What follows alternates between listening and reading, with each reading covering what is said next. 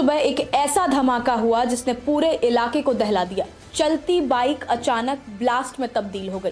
धमाका इतना भीषण था कि युवक के दोनों पैर शरीर से अलग हो गए और मौके पर उसकी मौत हो गई। बाइक पूरी तरह जलकर खाक हो गई। अब ऐसे में सवाल यह है कि आखिर चलती बाइक में विस्फोट क्यों हुआ और क्या यह हादसा टाला जा सकता था। ये घटना इछावर आश्रा रोड पर रामनगर गांव के पास हुई है। मृतक की पहचान जमली निवासी 30 वर्षीय सुखराम बरेला के रूप में हुई है। सुखराम कुओं और खदानों में ब्लास्टिंग का काम करता था। रविवार सुबह वो अपनी बाइक से रामनगर जा रहा था और उसके पास भारी मात्रा में डेटोनेटर मौजूद था। रास्ते में अचानक तेज धमाका हुआ और सब कुछ खत्म हो गया। धमाके के बाद ग्रामीणों ने पुलिस को सूचना दी। इछावर पुलिस मौके पर पहुंची और फॉरेंसिक टीम को बुलाया गया। घटनास्थल से जली हुई बाइक और शरीर के अवशेष मिले हैं। शुरुआती जांच में डेटोनेटर के फटने की आशंका जताई जा रही है। हालांकि पुलिस का कहना है कि विस्फोटक की पुष्टि फॉरेंसिक रिपोर्ट आने के बाद ही होगी। आवाज आई ना, खेत पे था तो वहाँ पर आवाज आई है। हाँ, जैसे बम विस्फोट हुआ इससे। हाँ, तो पता लगा कि वो गाड़ी फूट गई है। पहले तो हाँ, ये स्फोट अचानक हुआ। उसके बाद में 5 किलोमीटर दूर थे हम, वहां तक भी आवाज आई। एक एक चीज अलग अलग फेंक दी गाड़ी की। या तो साजी थी, कुछ भी थी।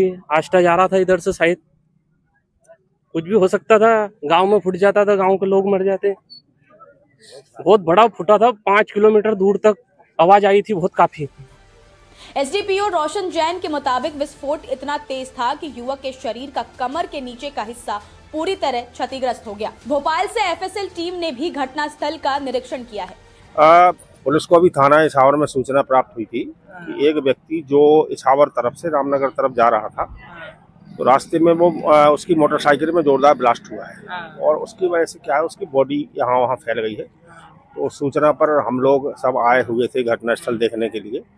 तो घटना सही पाई गई है और विस्तृत जानकारी एफएसएल टीम की उपस्थिति में ही पता लगाई जा सकती है। ब्लास्टिंग में क्या सर, ये आरडीएक्स था, क्या था ये?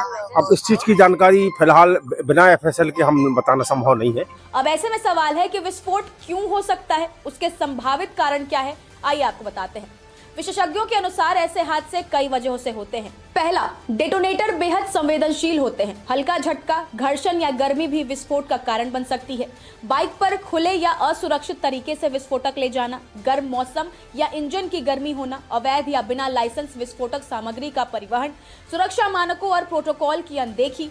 अगर डेटोनेटर सही कंटेनर और सुरक्षित वाहन में न ले जाए तो जानलेवा हादसे का खतरा कई गुना बढ़ जाता है। अब ऐसे में सबसे बड़ा सवाल यह है कि जिम्मेदारी किसकी?